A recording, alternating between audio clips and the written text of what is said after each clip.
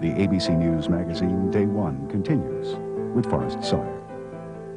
What happened in the tiny African nation of Rwanda last year defies the imagination. Within a year, over 500,000 people were killed in one bloody massacre after another. And while fighting there does continue between rival Hutu and Tutsi tribes, some people have begun to try to put the country back together. And as is often the case with such tragedy, what happens next doesn't defy the imagination, but inspire it. With our story, here's Sheila McVicker. Again on 200? Okay. Her identity reduced to a number, this little girl is homeless and alone.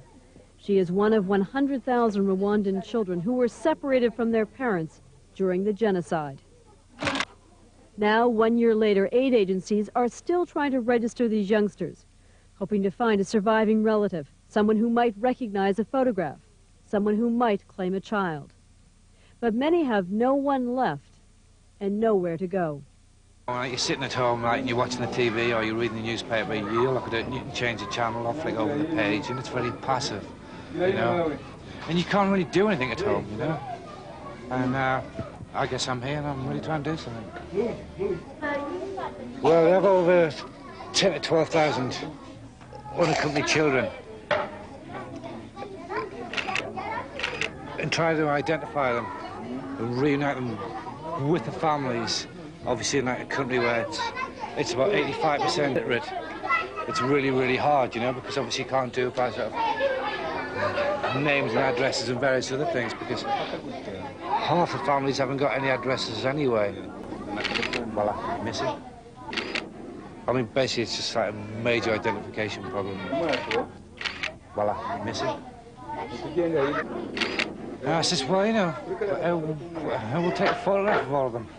And it just happens, you know, like there's 10,000 of them. A lot of the children are very traumatized. So obviously, you know, they can't talk of various other things, and the only way of actually getting any information is purely on a photograph. Hey, Well, Kodak, after I got in touch with him, I told him about the major problem, you know, like all the orphans, and, you know, like the need of identification. He immediately said yes, you know, and they flew the film in from London, and set up like an emergency team in Nairobi within 72 hours, which was absolutely wonderful.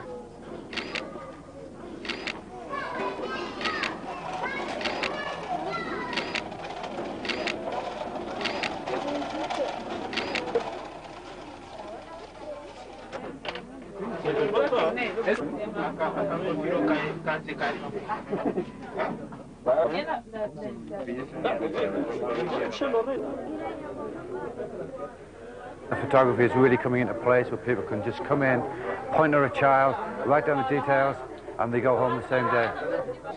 If they're not actually like reunited with the family, then, you know, like there is like a traditional culture within like the African society of reuniting them with, you know, like the parents, friends, relatives, and within, you know, like the whole sort of village society. So even if, you know, like we're not so lucky with actually, you know, like the mother and the father, then hopefully, you know, like we will actually be able to integrate them into their own community anyway. I mean, with inside of Rwanda, this is only, you know, a tip of the iceberg, you know, like 10,000 is nothing compared to what there is left. Even if you only actually reunite a very small percentage, it's been worth it, you know, because I mean, like, it's somebody's life. That's important, you know. It really is important, so. You know, we're dealing with lives, we're not really dealing with numbers, you know. Actually, it's the most satisfying thing I've ever done in my life, you know. I mean, every single child, you know what I mean? Like, you can change their life, for God's sake.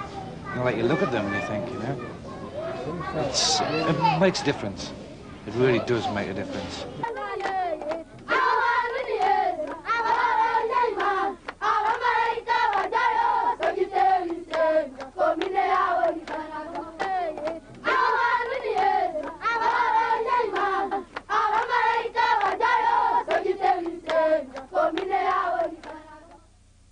Just last month, UN officials warned that Rwanda may face even more fighting in the future, and there are still over 2 million refugees who are afraid to go home.